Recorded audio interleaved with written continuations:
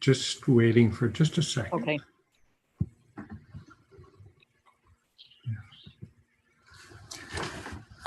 Good evening, ladies and gentlemen, and welcome to the public meeting of the West Parry Sound Recreation and Culture Center Board.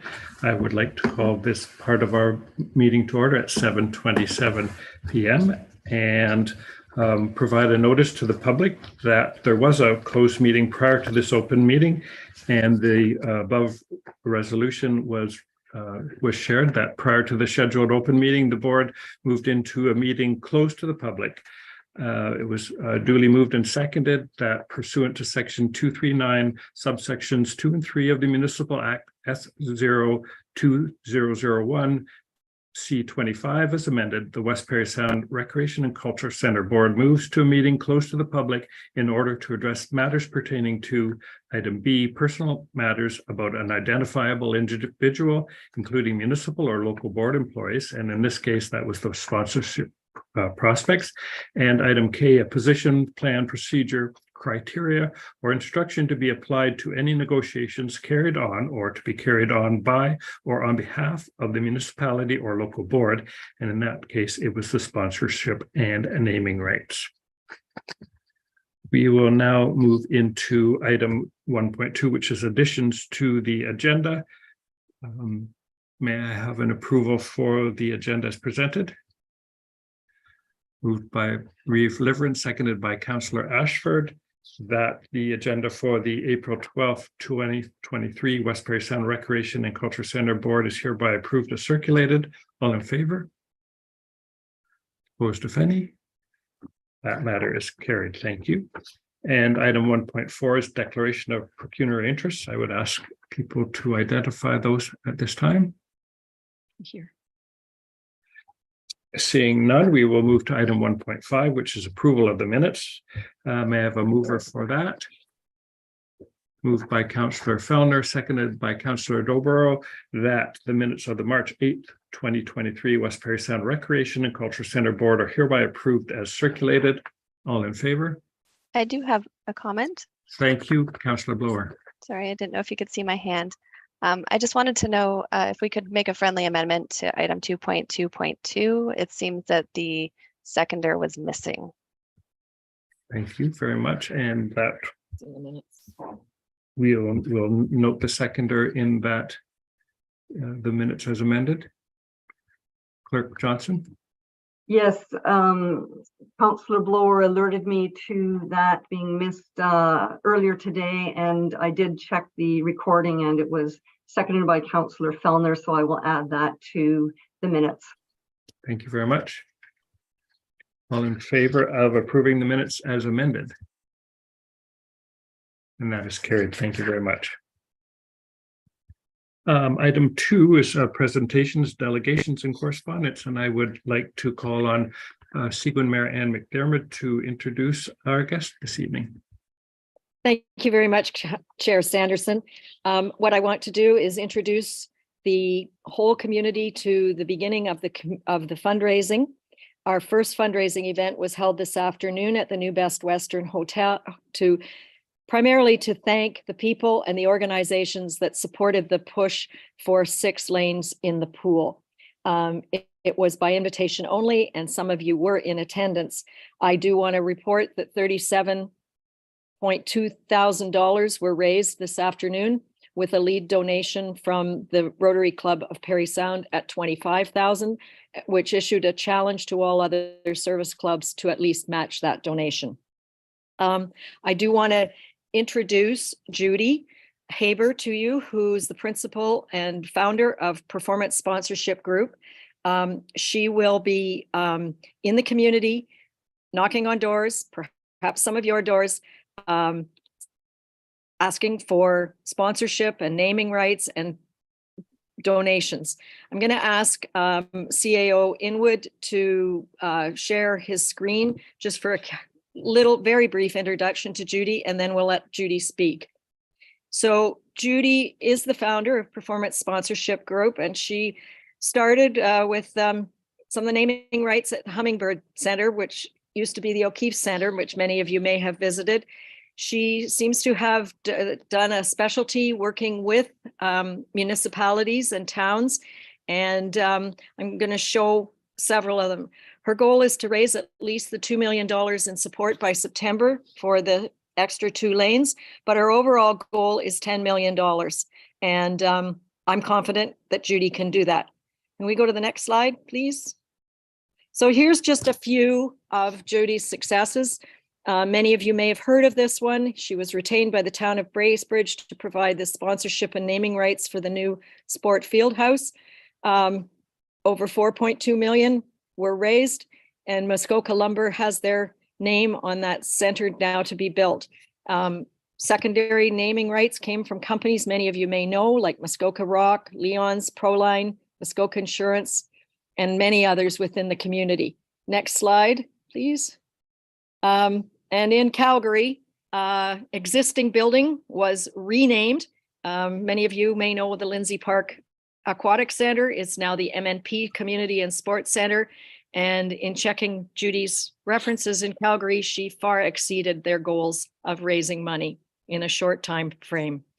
Next slide, one more, I think.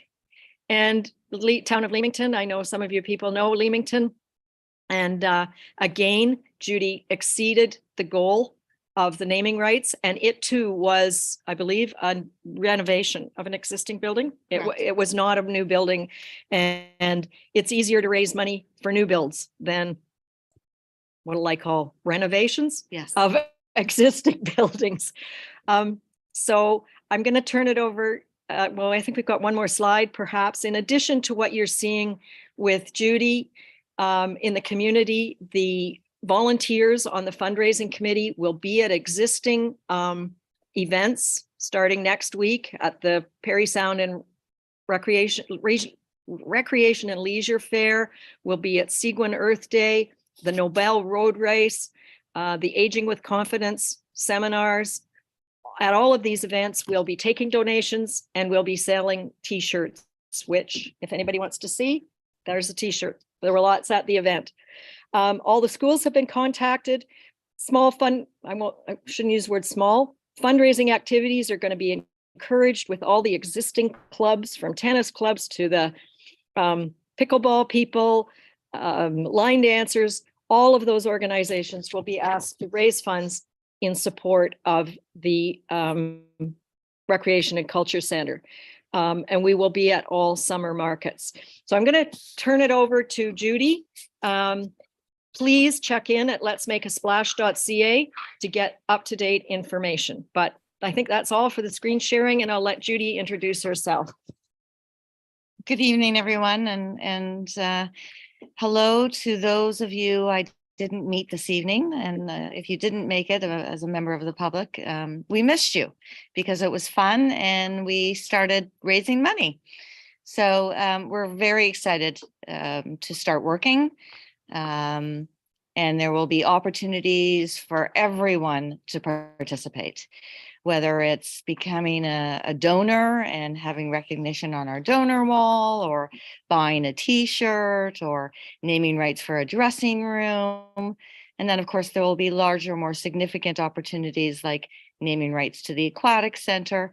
But what I do want to stress to the community at large is there's a place for everyone in this building. And this is a landmark, and we've been talking about this for years, and the time has come, and we look forward to hearing from all of you. Any questions from the board? Any questions?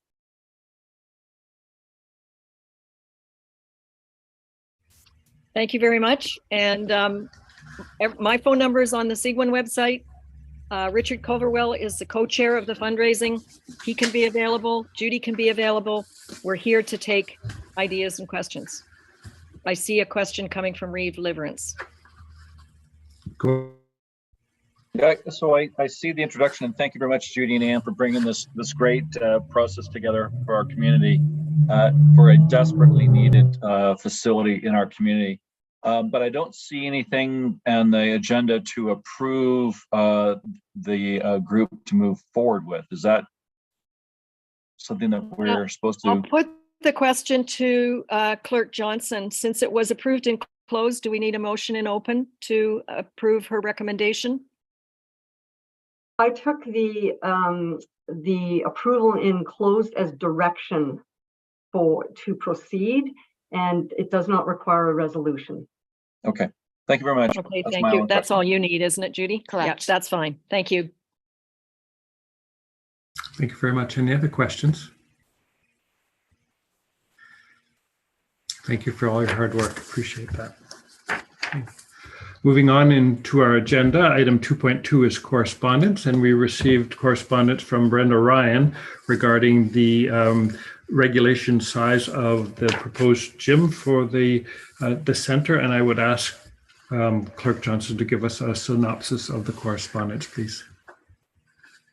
Thank you, Chair Sanderson. So just in brief, Brenda Ryan is involved as a parent of teenage boys involved in the Parry Sound Stingers basketball club, and they have come to understand that there may be sort of insufficient gym space in the new facility, certainly only one, and it may not be regulation size. So they're advocating that there be a regulation size gym in the new facility, potentially even two. They outline the challenges that the Stingers have with both the local house league and the rep teams with getting time on basketball court as it is in competition with many other sports, and there being only one regulation size gym at Parry Sound High School at the time. So Ms. Ryan, as an architect, has included options to consider in the schematic plan for having a gym and even two gyms. So that drawing is included. I won't get into the detail of how it's better described by seeing the drawing and reading through the specs that she had provided. Ms. Ryan also includes information on their willingness to be involved in fundraising, recognizing the increased cost and of the facility and their own enthusiasm for this. So I would say that is the main element of the correspondence. Thank you very much, Clerk Johnson. And that concludes the correspondence that was received. I believe that we would forward that on to our steering committee, who are conducting the sizing and scoping projects, and also share that with the architect as well as the fundraising committee. Item 3.1 is the chair's report, and I would just like to comment that I did have the privilege of attending the fundraising committee event this afternoon at the Best Western. I would like to commend the group on putting on a successful event, and thank the Rotary Club for starting us off on the right foot.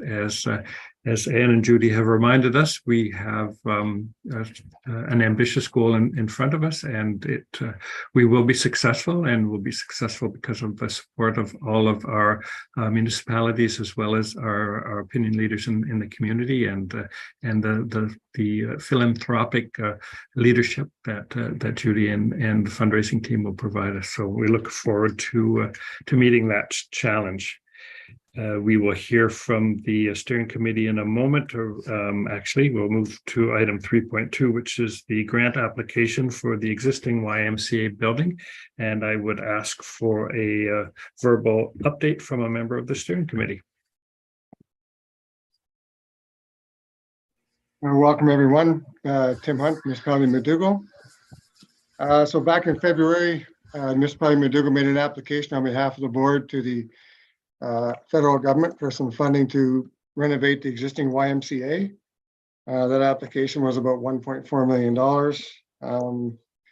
Don't expect it to close anytime soon. I think it's around a July closing for that particular grant application. We are about 80% of the way through an application for NOHFC for upgrades to the existing Y as well. We'll be meeting with the contractors and the builders of the site now for getting some up-to-date prices on how we should be maybe increasing our application to the NOHFC. So we'll have that grant application completed hopefully by the middle of next week. and that'll go forward for NOHFC funding. And hopefully we get that to help offset some of the costs for upgrading the existing building. Thank you. Any questions for CAO Hunt? Or any other member of the steering committee? Thank you very much for that verbal update.